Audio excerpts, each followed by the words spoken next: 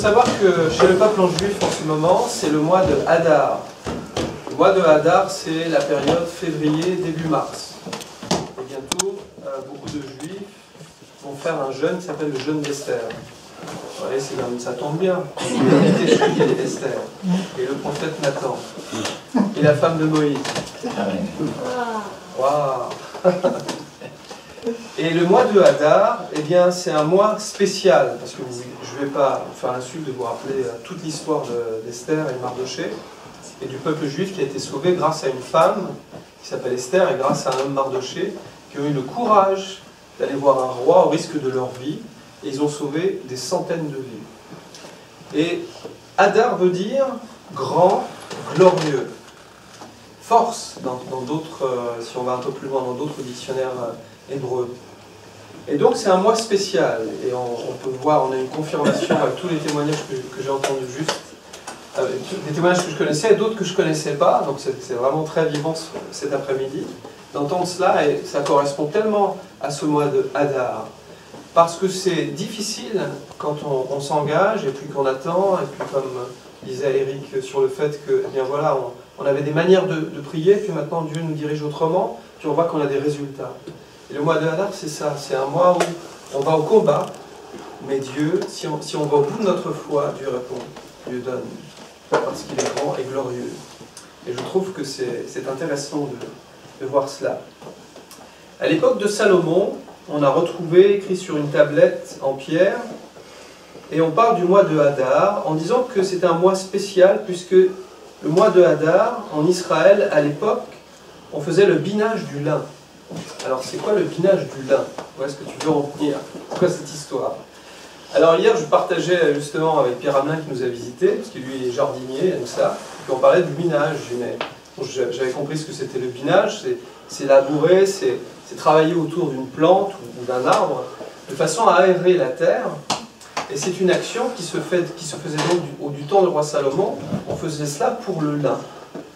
Et biner, en termes de jardinier, ça permet, un bon binage permet 2 arrosages, c'est-à-dire qu'en réalité, ça vaut 2 arrosages. Donc l'action de biner, eh bien, c'est quelque chose qui va permettre au lin, puisque là on parle du lin, de pouvoir le renforcer, et au niveau de ses racines, il va être meilleur. Il faut savoir que le lin, eh bien, on fait beaucoup de choses avec le lin, surtout à l'époque de Salomon, puisque vous vous rappelez que eh bien, les prêtres qui allaient dans le temple, le saint temple de Jérusalem, eh bien, on utilisait le lin dans le sanctuaire, dans le Saint des Saints, mais aussi pour la construction du tabernacle. Le tabernacle a été construit à l'époque de Moïse, dans le désert, et ensuite, eh bien, il a été mis à l'endroit du temple, à l'intérieur du temple. Il n'y avait que les prêtres Kohanim, les Kohen, qui avaient le droit de rentrer dans le temple, qui faisaient des sacrifices, etc. Il y avait un endroit privilégié pour eux. Et c'est ce que vous êtes aujourd'hui, en tant qu'enfant de Dieu, en tant que fille de Dieu, homme de Dieu, enfant de Dieu. Vous êtes des prêtres, Jésus s'est sacrifié afin que vous puissiez rentrer dans le temple saint, dans le temple. Nous avons un temple, notre propre temple, et nous devons toujours le mettre au service de Dieu. Et le lin représente la pureté. Donc ça veut dire eh bien, que nous devons, à chaque fois que nous nous engageons dans notre vie, eh bien, nous sommes au service de Dieu et nous devons purifier nos vies. Et comme Eric et d'autres frères ce matin, cet après-midi, je suis comme toi, au fond le matin et l'après-midi, cet après-midi sur le fait que eh bien, nous devons purifier nos cœurs, nous devons pardonner nos péchés à nos ennemis, aussi à nous-mêmes, à nos amis, et tout ça c'est une action de purification. Et nous avons compris depuis quelque temps aussi l'importance des uns et des autres pour cette purification. Parce qu'il y a dans les épîtres eh bien, un passage qui dit que nous devons confesser nos péchés les uns aux autres. Alors on n'en est plus, on a dépassé le stade où voilà, eh bien, on est derrière une grille, c'est comme ça se fait dans certaines religions, on est là, puis on confesse nos péchés, une espèce de liste. Non, on partage, il y a un partage qui se fait, on se présente, on parle de nos problèmes, on parle de nos négligences. Dieu voit cela et Dieu nous bénit, et ça se fait, c'est quelque chose qui se fait avec le cœur. Amen. Donc le lin représente ce matin ce matin, je vais y arriver, cet après-midi, cette force, parce que la fibre du lin, c'est quelque chose qui est très résistant. Et comme j'ai aimé ce qu'avait fait Thierry et Jacques la semaine dernière, en nous montrant, il nous a prêché sur le cœur pur, il nous a montré une image d'un cœur pur. Alors moi, je n'avais pas d'image à vous proposer, mais j'ai quelque chose, j'aimerais que chacun le fasse. J'ai ici un fil de lin, c'est du vrai, hein, c'est quelque chose qui date apparemment. C'est marqué fil de lin extra. Et que j'aimerais juste que vous le preniez en main, vous tiriez légèrement dessus. Vous allez voir la résistance de ce fil de lin. Faites le tour. Pourquoi? Parce que, eh bien, il y a les auditifs dans le public, il y a les visuels, mais il y a aussi ceux qui ont besoin de toucher. Moi, je suis plus visuel. Pourquoi? Pour vous rappeler que votre engagement avec Dieu, eh bien, c'est cela. Chaque jour qui passe dans notre vie n'est pas inutile. Nous tissons quelque chose avec le lin. Le lin, c'est cette purification. Nous avons besoin de cette purification. Les prêtres qui étaient revêtus de lin pour rentrer, eh bien, ils devaient se laver avant de rentrer et de pouvoir servir dans le temple. Et nous, aujourd'hui, en tant qu'hommes de Dieu, femmes de Dieu, en tant qu'amis de Dieu, eh bien, nous avons une telle responsabilité. Celle non seulement de vivre la parole, mais nous donnons aussi la parole. Et nous avons besoin pour ça d'être purs. Et être pur, c'est ça que Dieu veut, c'est ce qu'il attend de nous. C'est pour ça que nous ne devons pas vous coucher ni sur votre colère, ni sur vos péchés, mais vous devez, c'est normal, de partager avec les autres. Alors faites-le sagement. Si c'est quelqu'un qui est nouveau dans la foi, puis qui n'est pas dans cette communion, alors évidemment je vous déconseille de le faire, parce que vous risquez de brutaliser. Mais en tout cas pour le groupe où nous sommes, qui je pense bien va grandir, parce que ça me semble normal, je crois aussi que Dieu agit dans d'autres églises, dans d'autres endroits, et qu'il y a des réveils comme ça qui se font partout, on en est conscient, on a eu des confirmations. Mais simplement, ce qui est important aujourd'hui, ce fil de lin, c'est la purification pour votre propre vie.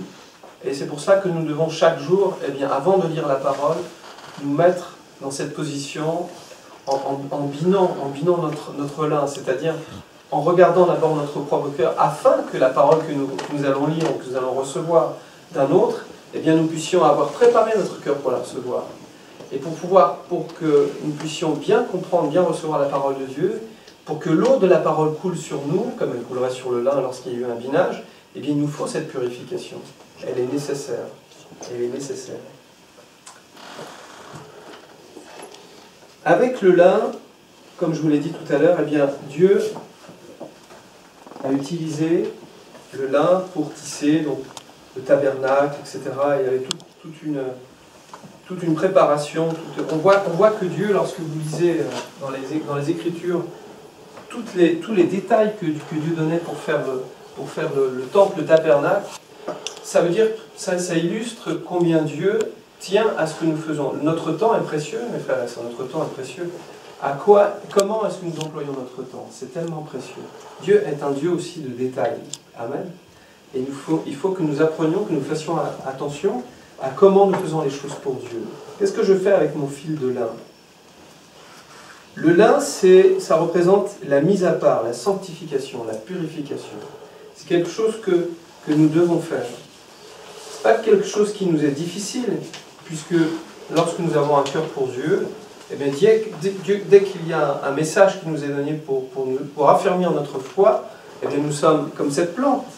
Cette plante, elle aime l'eau, mais elle aime aussi qu'on s'occupe d'elle, ce lin qui a besoin d'être fortifié. Moi, j'aime tellement quand j'entends ce que j'ai entendu cet après-midi, ces témoignages, parce que ça, voilà, c'est comme une action sur ma vie, sur mon cœur. Je vois, voilà, Dieu agit comme ça. Étonnant. Moi, j'avais entendu d'autres choses. Pour chacun, Dieu agit différemment, parce que nous sommes différents. Mais il aime cela. Je vous vois vos visages et la vie, je connais un peu la vie de chacun ici, mais Dieu vous utilise. Et Dieu fait des miracles dans votre vie, différemment, mais à chacun selon son besoin. Ce qui est très important dans ce message ce matin par rapport au lin, c'est que Dieu n'aimait pas qu'on mélange. Il voulait toutes les étoffes qui étaient faites pour les prêtres, il n'y avait pas de mélange, il y avait juste des fils de lin. On ne pouvait pas mélanger les choses. Pourquoi? Parce que ça veut dire que lorsque nous construisons avec Dieu, lorsque nous construisons avec les frères et sœurs, nous ne devons pas nous mélanger au monde.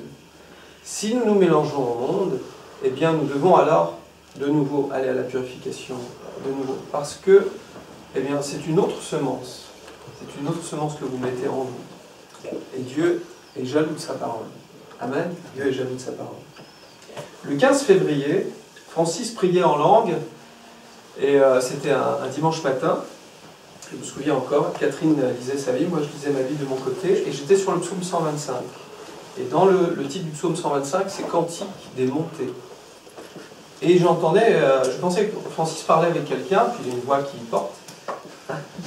Et comme il est juste sous notre chambre, je lui dis tiens quand même, le ton monte. Et puis quand j'ai un peu prêté l'oreille, j'ai vu qu'en réalité, j'ai entendu qu'il priait en langue.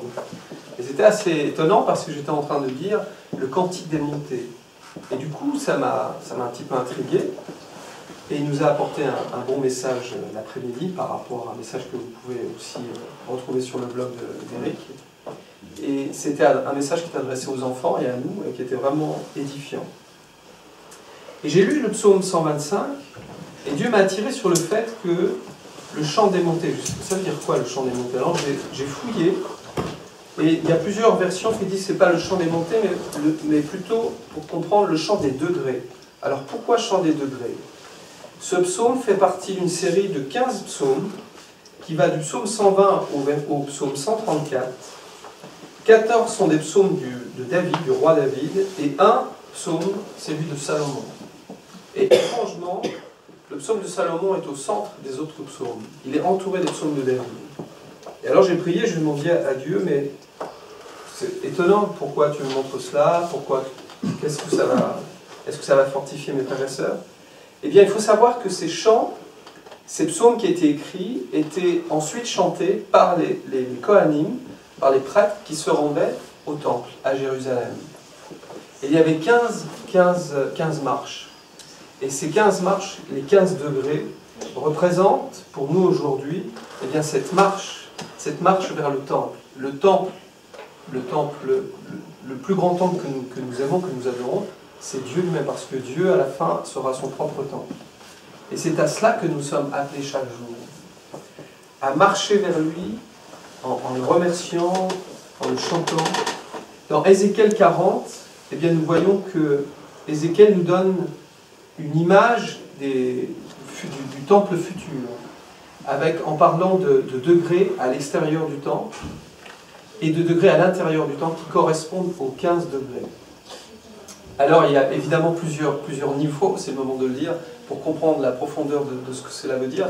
Et je pense que le Saint-Esprit, j'ai confiance dans le Saint-Esprit qui a agi en vous et qui, pour chacun, va vous donner ce sens. Ça veut dire quoi pour vous? Ça veut dire quoi pour vous grandir?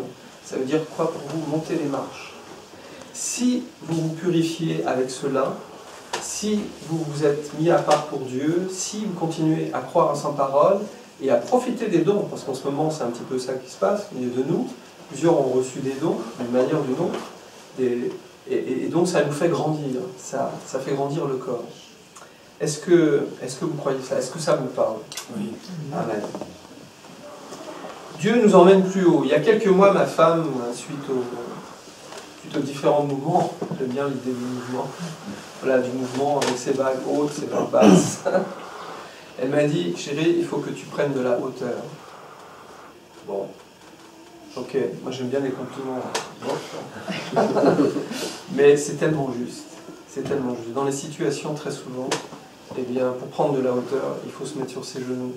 Amen. Souvent, pour prendre de la hauteur, il faut s'abaisser. On n'aime tellement pas ça. Mais c'est tellement juste. C'est tellement juste. Alors, eh bien, j'apprends à m'abaisser un peu plus. Et pas dans le sens de l'humilité, vous savez, l'humilité qui fait mal, tiens, je vais me choisir un coin, ou même un caillou qui peut me laisser les genoux. Non, Dieu n'est pas cruel, ça c'est dans la religion. Mais Dieu nous apprend tellement. Et tout ce qui s'est passé avant, eh bien, ça nous a amené à être ce que nous sommes aujourd'hui. Et je le remercie pour cela, mais je ne regrette absolument rien. Si ce n'est que maintenant, eh bien, je veux comprendre ce qu'il attend de moi, afin de monter vers mon Dieu, afin d'aller vers lui, afin que je puisse vraiment le servir, que dans ma vie, ce que je tisse avec le lin, eh bien, ce soit dans la purification, dans l'amour, avec vous. Amen. Avec vous. J'ai un petit peu sauté dans les notes là, parce que dans 2 Samuel 12, verset 24, eh bien, il nous est appris que Salomon avait, lorsque David a eu un enfant avec Bethsabée, qu'il a appelé Salomon, eh bien c'était une union un petit peu illégale, puisque vous vous rappelez que David avait péché, il avait fait tuer Uriel pour avoir Bethsabée. Ils ont eu un premier enfant qui est mort, parce qu'ils ont, comme vraiment Dieu a vu que c'était un péché terrible, il a envoyé Nathan, et vous connaissez l'histoire, et David a tout fait, il a jeûné, il a prié, etc. Mais non, cet enfant lui a été retiré. Un autre est venu après, et il s'appelle Salomon. Nous connaissons, le monde entier connaît Salomon pour sa sagesse. Il est intéressant de noter que vous le connaissez sous le nom de Salomon. Est-ce que vous savez qu'il portait un autre nom que Salomon? Samuel lui avait donné un autre nom. Samuel a dit, il s'appellera Jédidja, qui veut dire bien-aimé de l'Éternel. Alors pourquoi je vous parle de cela? C'est un rapport avec les psaumes. Parce que ce que Dieu me montre, ce que je comprends, pour ma part et que je partage avec vous, c'est que on peut être des bien-aimés de l'Éternel, avec notre sagesse, avec notre connaissance. Mais ce que Dieu veut surtout, avant cela, simplement d'être aimé, c'est comme David. C'est d'être... David était aimé parce que Dieu aimait le cœur de David. Mais on voit la vie de David, il a été malmené, David, parce qu'il était un pécheur. Mais quand il s'est repenti, alors il est devenu un homme selon le cœur de Dieu. Amen. Alors ça veut dire quoi cette histoire? Ça veut dire que, eh bien, comme Salomon, souvent nous agissons, nous avons notre propre sagesse, nous avons notre propre expérience de chrétien, peu importe, mais que nous devons toujours veiller à avoir un cœur selon Dieu. Et c'est pour ça que je trouve incroyable et fantastique ce que Dieu nous montre par rapport aux psaumes, c'est que tous les psaumes de David entourent le psaume de Salomon. Il n'y a pas un rejet. Nous ne devons pas rejeter ce que nous sommes profondément, à ce que Dieu fait avec nous. Mais simplement veiller à l'entourer toujours de la parole de Dieu, parce que ce que Dieu veut, c'est pour ça qu'il entoure le psaume de Salomon, le psaume de cet homme qui était quand même un bien-aimé de l'Éternel. Mais Dieu préfère un homme, c'est au-dessus, qui a un cœur selon Dieu. Et c'est pour ça que nous devons travailler vraiment à notre cœur chaque jour. Et c'est pour ça que le psaume de Salomon est entouré par les psaumes de David qui avait un cœur selon Dieu. Donc ce que Dieu veut aujourd'hui, c'est que notre cœur, nous le protégions en construisant chaque jour, avec les frères et sœurs, avec cette purification, avec ce lin, c'est-à-dire construire sans mélanger. Le lin ne se mélangeait pas à la laine. Nous ne devons pas mélanger notre vie et le monde. Et si ça nous arrive de le faire, eh bien nous devons le confesser, nous devons en parler, nous devons aider des frères et sœurs afin de vivre la purification. Je vais aller directement à la fin parce que je vous ai beaucoup parlé. J'aimerais vous lire simplement pour montrer la puissance. Et je vous invite cette semaine à lire du psaume 120 au psaume 134, ou même dans un temps, les 15 psaumes en question. Donc là, je vais simplement vous lire 15 versets, donc c'est un petit peu qui ressortent de tous ces psaumes, sinon ça aurait été trop long de tout vous lire, je ne vais pas faire ça.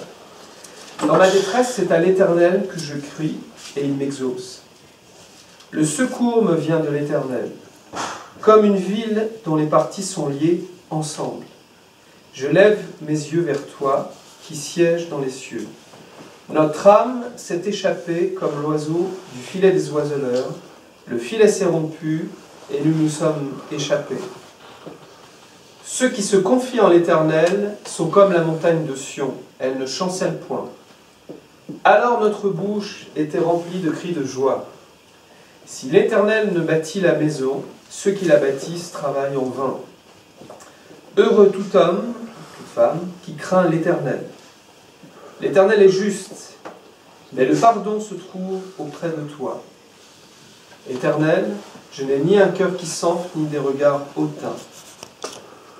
Et ses fidèles pousseront des cris de joie. Voici, ô qu'il est agréable, qu'il est doux pour des frères de demeurer ensemble. Ça fait partie de ces psaumes. Élevez vos mains vers le sanctuaire et bénissez son nom. Alléluia.